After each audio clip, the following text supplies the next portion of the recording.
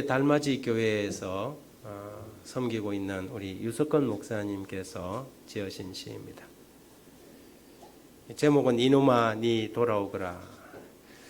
하늘 아버지의 사랑을 저기 경상남도 통영방언으로 아주 잘 묘사해 놓은 시라서 제가 소개합니다. 이놈아 니 돌아오거라. 지난 밤에는 낙서리가 남새밭을 덮었다. 이놈아 니 돌아오거라. 송아지 팔은 고리짝 돈이사 있다가도 없지만 병정에서 니 성 잃고 니는 하나뿐인 내 소중한 자석.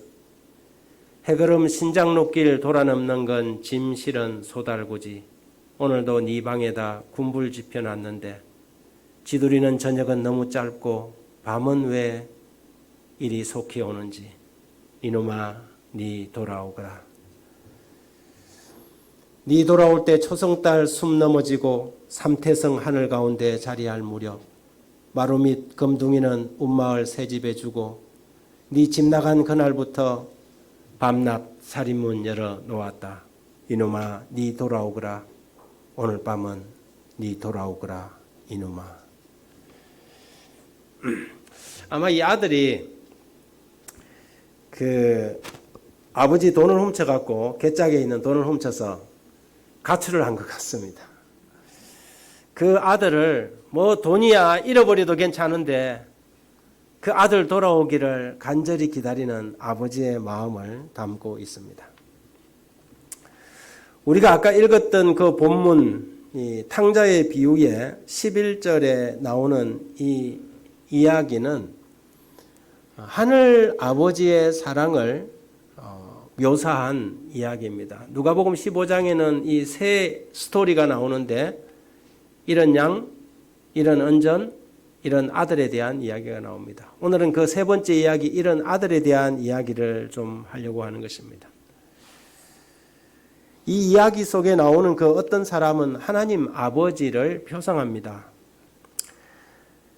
어떤 아버지에게는 아들이 둘이 있었습니다. 그들은 아버지 밑에서 평화롭고 안전하고 행복하게 살았습니다. 그런데 어느 날 그 둘째가 이런 생각을 하게 되었습니다.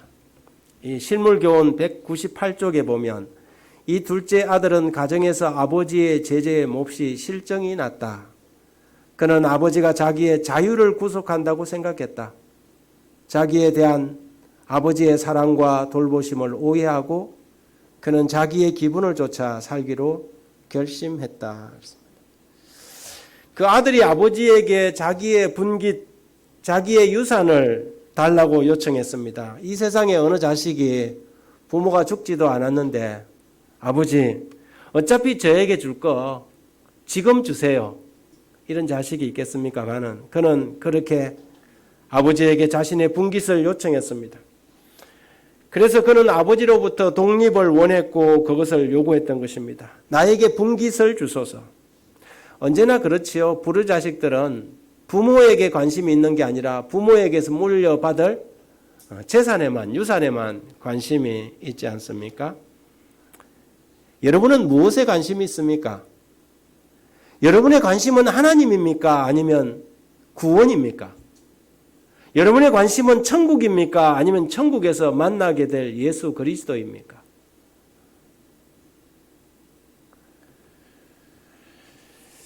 그는 부모에게서 받은 유산을 가지고 아버지 집에서 떠나 먼 나라로 갔다.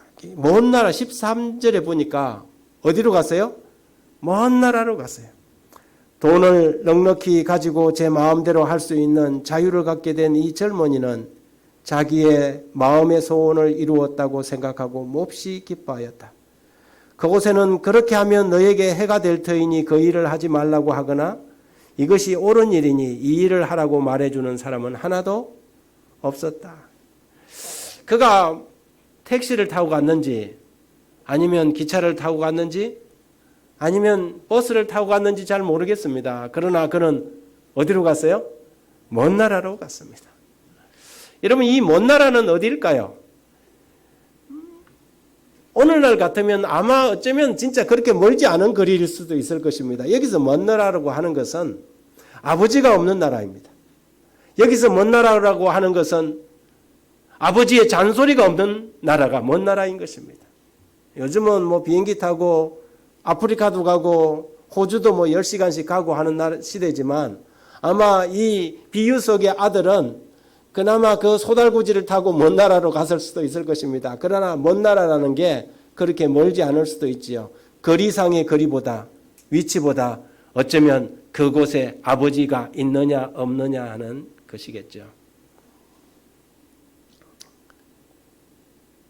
아버지가 계시지 않는 나라, 아버지의 잔소리가 없는 나라, 아버지의 명령이나 간섭이 없는 나라는 먼 나라입니다.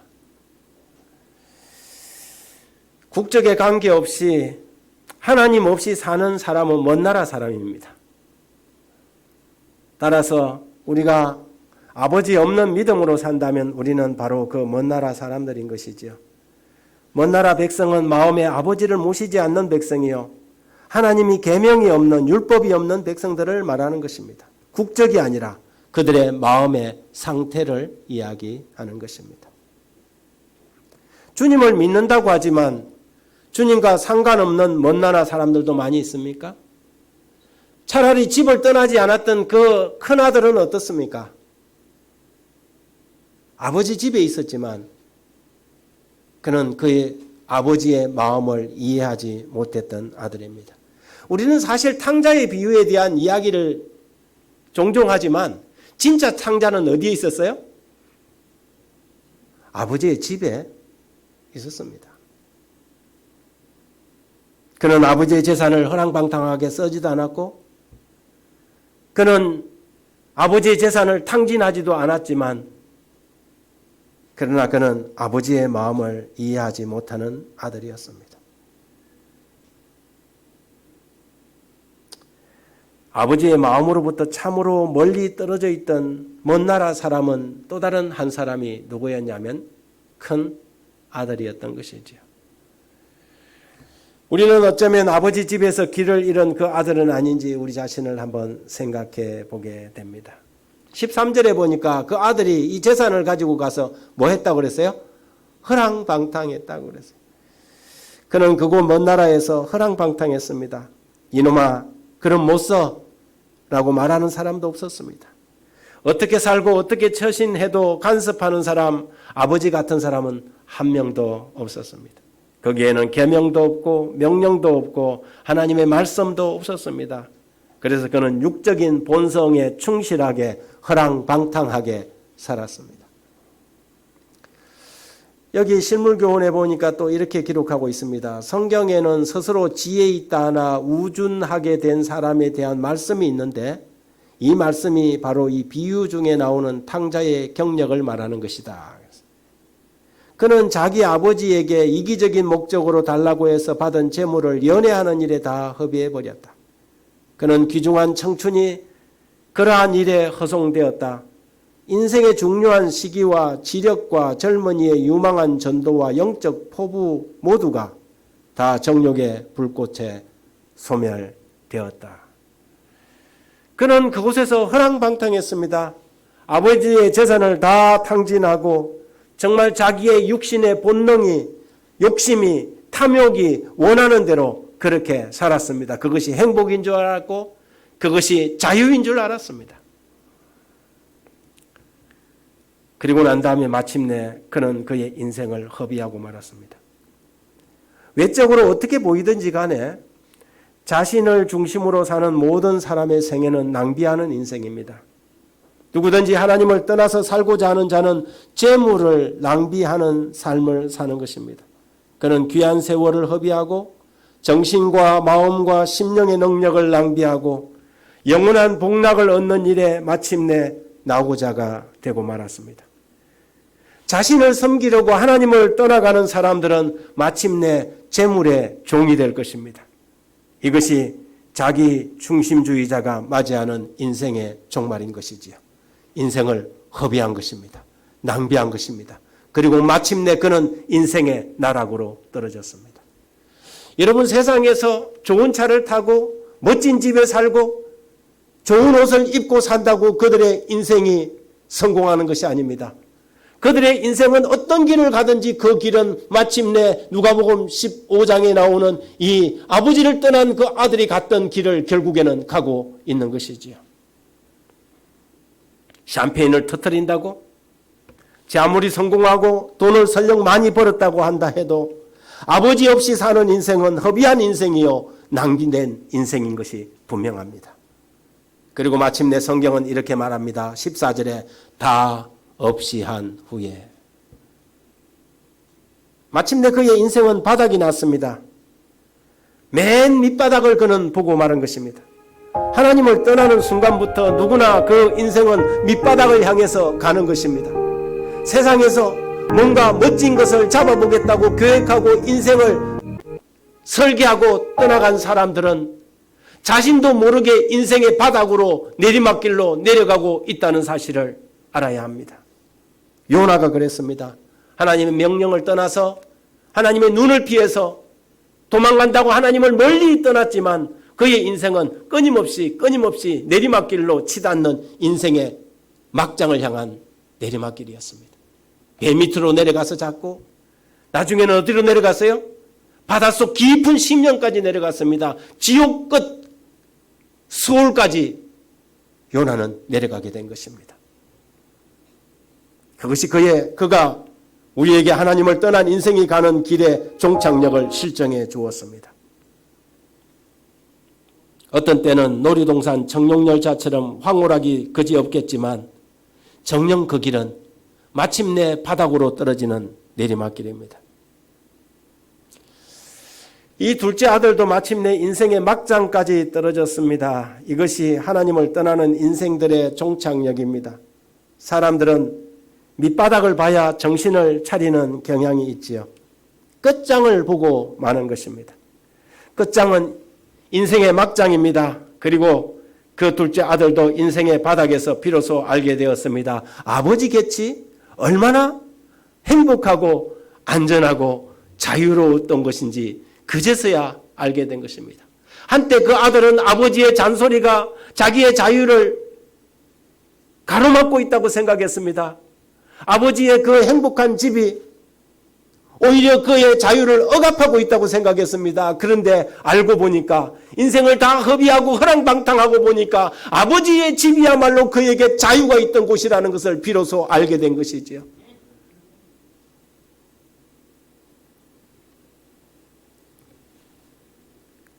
그리고 그 둘째 아들도 인생의 바닥에서 마침내 깨닫게 됩니다.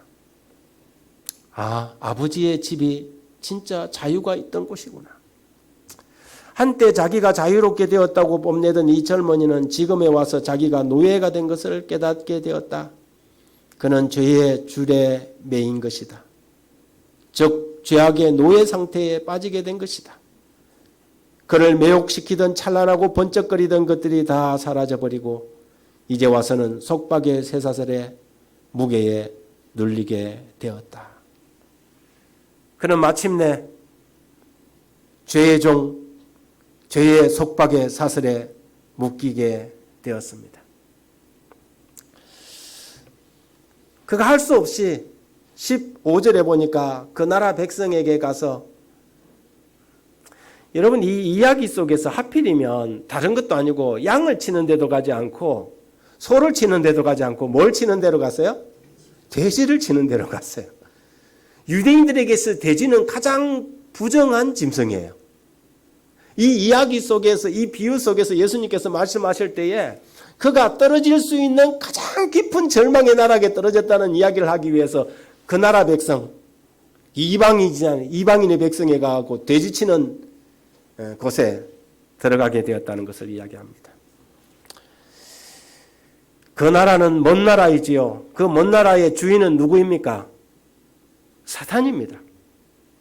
그리고 그 사탄은 그를 시켜서 세상에서 돼지를 치게 한 것입니다. 사탄은 그에게 많은 것을 주는 것 같지만 정녕 나중에는 돼지 구정물도 먹을 것이 없도록 그것마저도 빼앗아버리는 사악한 주인입니다. 사탄한 나라의 종살이는 처음에는 화려해 보여도 결국에는 궁핍한 삶입니다. 우리가 아버지를 떠나는 순간부터 우리는 사단의 종살이를 하게 되는 것입니다. 하나님을 떠나는 사람들은 사단에게 매여 사는 사단의 종살이 신세입니다. 많은 것을 줄 것처럼 처음에는 유혹하지만 나에게 딱 한 번만 절하라 그리하면 천하만국을 내가 내게 주리라고 예수님께 유혹했던 그 사단은 끊임없이 우리 젊은이들에게 우리 그리스도인들에게 한 번만 나와 타협하면 내가 천하만국을 주리라고 하지만 나중에는 돼지 국물도 지연염례도 먹을 것이 없도록 하는 것이 사단의 전략인 것이지요. 썬물 단물 다 빨아먹고 마침내 내치는 것이 그 나라요 사단의 나라입니다. 결국에는 인생을 다 허비하고 낭비하고 나서야 내쳐버리는 가혹한 나라가 사단의 나라입니다. 이 세상의 나라입니다. 딱 한 번만이 아니라 평생을 종살이 시키고 노예살이 시키는 것이 사단의 나라요 죄악의 나라인 것 같습니다. 그러므로 사랑하는 여러분들이시여 오늘 우리가 하나님의 나라 예수 그리스도 안에 있는 것이 우리 인생의 가장 아름다운 천국인 것을 온전히 신뢰하게 되길 간절히 바랍니다. 그 아들은 그곳에서 마침내 참된 주림이 뭔지 알았습니다. 그는 거기서 아버지의 사랑의 진정한 갈증을 체험했습니다. 목숨에 대한 갈증, 생명에 대한 갈증, 참된 목마름을 경험한 것입니다. 하나님이 없는 삶은 진정 목마른 삶입니다. 대형마트에 가서 아무리 많은 것을 풍족하게 사서 먹는다 할지라도 되지만도 못한 삶이 하나님 없는 삶입니다. 아버지를 떠나면 자유롭고 풍족할 줄 알았으나 풍족함은 오히려 허상이었고 궁핍이 그의 인생의 진상이었습니다. 자유는 유린당하고 매이고 사로잡혀 억압받고 사는 것이 그의 실상이었습니다. 여러분 이 세상에서 출세하고 잘나고 멋지게 산다고 사는 사람들의 삶을 보십시오. 그들은 자유로운 것 같고 그들은 행복한 것 같습니까? 그렇지 않습니다. 그들의 인생이야말로 사단에 매여서 살아가는 종살이의 인생인 것입니다. 예수 그리스도 안에 참된 자유가 있습니다. 진리를 알지니 진리가 너희를 자유케 하리라. 아멘. 그런 삶에는 매여 사는 종살이요 노예 삶입니다. 여러분의 삶은 어떻습니까? 그때 아들은 생각했습니다.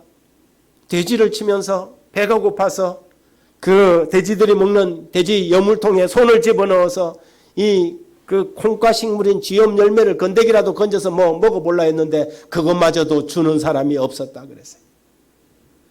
얼마나 비참하게 떨어졌습니까? 그런데 문득 그 시큼한 돼지 구죽물통에 주둥이를 갖다 대다가 문득 울컥 아버지가 생각이 났습니다. 비로소 아버지가 생각이 났습니다. 내 아버지 집에는 종들도 나보다 나은데 나는 여기서 굶어 죽는구나. 그는 그 인생의 막장에서 비로소 아버지 집을 기억해냈습니다. 그 이전에 아버지의 사랑을 억압이라고 생각했고 아버지의 훈시를 간섭이라고 생각했습니다. 그러나 이젠 그 모든 것이 어떻게 새롭게 느껴졌습니까? 그분의 자유롭던 손길들과 종들에게도 얼마나 그분이 너그러우신지 그분의 인자하심을 기억해냈습니다. 그리고 그는 생각을 했습니다. 내가 차라리 아들이 아니라도 괜찮다. 내 아버지께 돌아가서 내가 차라리 아들의 신분을 잃어버린다 할지라도 종으로라도 거기 가서 아버지 집에 가서 살아야 되겠다. 그리고 돌아가기로 작정합니다. 하나님은 우리를 종으로 받지 않으십니다. 그러나 죄악에서 구원을 받은 우리는 기꺼이 그분의 종이 되기를 결심하는 것입니다. 여러분 하나님의 종이 되기를 원하십니까? 하나님은 우리를 아들로 받으시지만 우리는 그분 앞에 나갈 때에 아들의 심정이 아니고 무슨 심정으로 나가요? 종의 심정으로 나가는 것입니다. 이 둘째 아들처럼 노예가 되는 것을 부끄러워하지 않습니다. 이것이 우리가 받은 은혜가 너무 크기 때문입니다. 성경은 여호와께 돌아가자 여호와께서 우리를 찢으셨으나 도로 낫게 하실 것이요 우리를 치셨으나 마침내 싸매어 주실 것이다. 아들은 생각합니다. 내가 돌아가리라. 염치 없고 체면도 모두 구겨졌지만 그래도 아버지께 돌아가리라. 그리고 아버지 앞에 지은 모든 죄를 고백하리라. 여러분, 돌아가는 길밖에 이 아들에게는 희망이 남아있지 않았습니다. 자수성가해서 거미한양이 아니라 할지라도 아무 상관이 없습니다. 아버지는 출세해서 돌아오기를 기다리는 것이 아닙니다. 그냥 살아서 돌아오기만을 기다리는 것입니다. 사단의 나라에 더 있어봐야 나아지는 것은 아무것도 없습니다. 보상이나 본전 생각도 다 내버리고 아버지께로 돌아가는 것이 상책임을 이 아들은 깨달았습니다. 이것만이 아들이 할 수 있는 최선의 선택이었습니다. 그래서 아들은 비틀거리면서도 그 남루한 모습으로 아버지에게로 돌아가기로 결심하고 아버지 집으로 나아갑니다. 먼 나라로 떠나갔던 이 아들이 아버지 집에 돌아왔지만 차마 아버지 집으로 직행하지 못하고 동구맛 사리 먼 느티나무 밑에서 아버지가 나를 받아주실까? 그의 남루한 모습 때문에 지나가는 동네 사람들도 아무도 그를 알아보지 못했습니다. 그런데 성경은 이렇게 말합니다. 아직도 거리가 먼데. 아직도 거리가 먼데 누구는 알아보고요. 이것이 우리 하늘 아버지의 마음입니다. 아들은 아버지를 잊어버렸어도, 아들은 늙어버리신 아버지를 몰라봐도 아버지는 남루하고 비루해 보이는 모습으로 나타난 아들을 금방 알아봅니다. 일어나서 그대의 하늘 아버지에게로 돌아가라. 그리하면 그는 멀리까지 나와서 그대를 영접하실 것이다.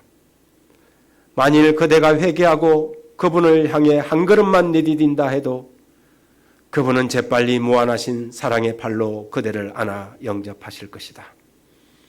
그분의 귀는 통회하는 자의 부르짖음을 듣기 위해 열려 있다.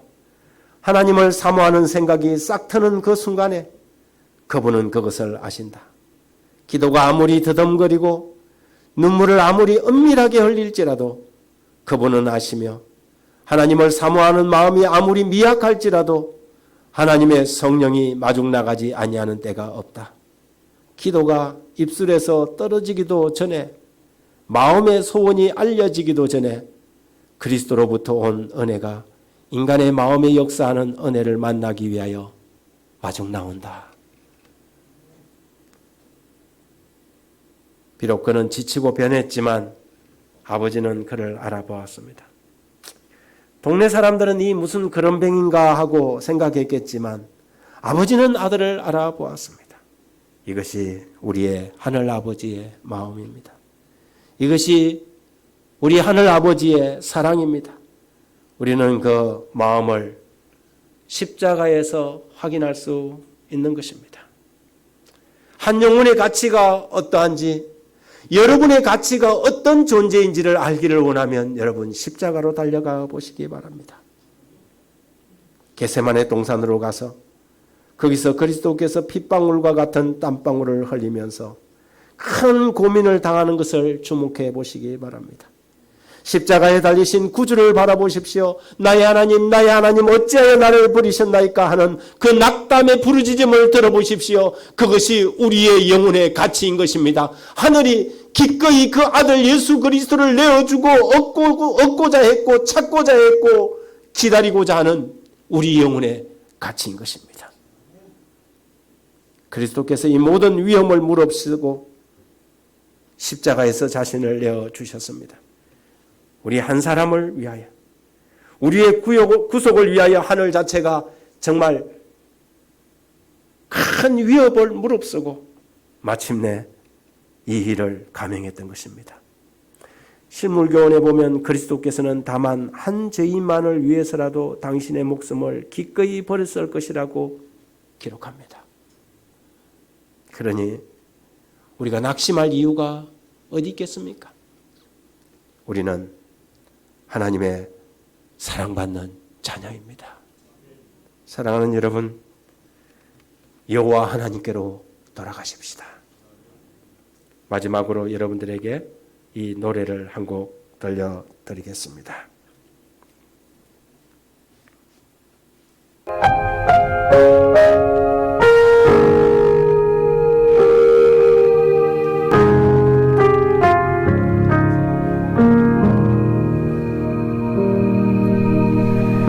내 백성이 나를 떠나 돌아섰지만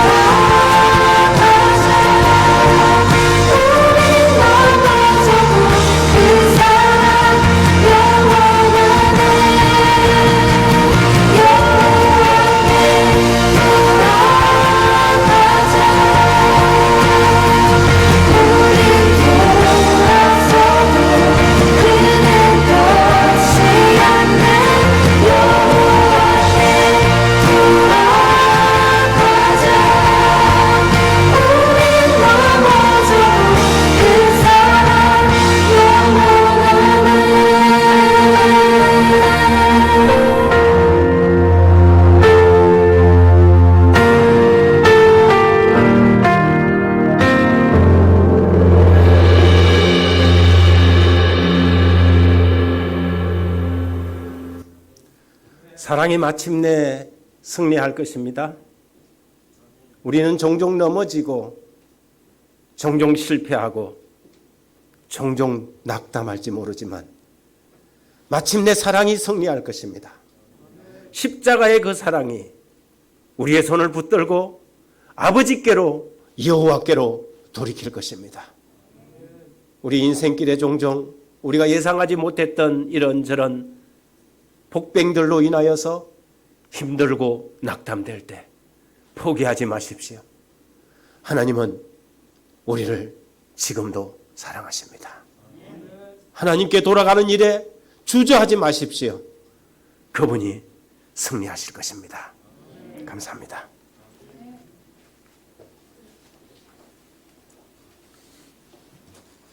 헌금